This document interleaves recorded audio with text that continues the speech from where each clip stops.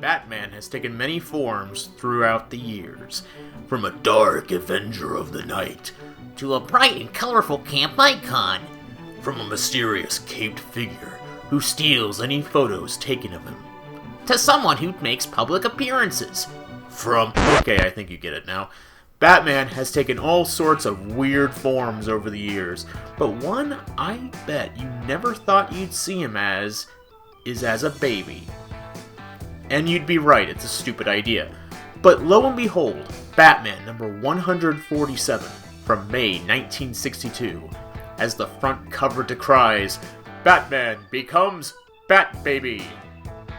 The story was written by Bill Finger, and the art was done by Sheldon Moldoff. It starts with a splash page featuring Bat, Baby, and Robin getting ready to fight some thugs.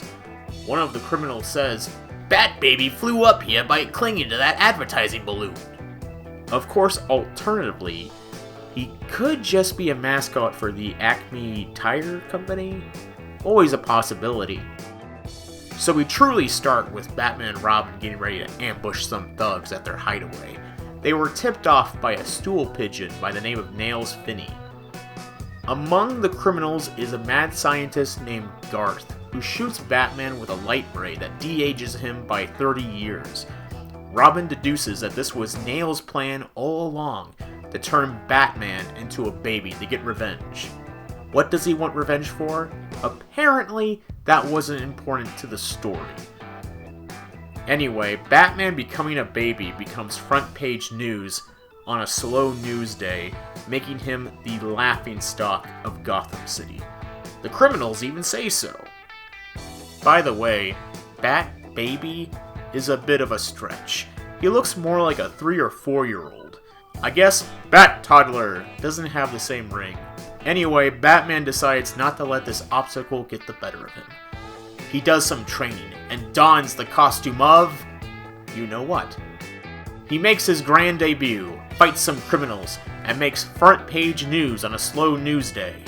Later, Kathy Kane, aka Batwoman, visits Wayne Manor to talk to Bruce. Kathy was Bruce's girlfriend at the time. She sees a silhouette of what she thinks is him kissing another woman and leaves in heartbreak. Turns out that it was just a cardboard cutout. Bruce says that he will tell her later that the girl she saw was his cousin.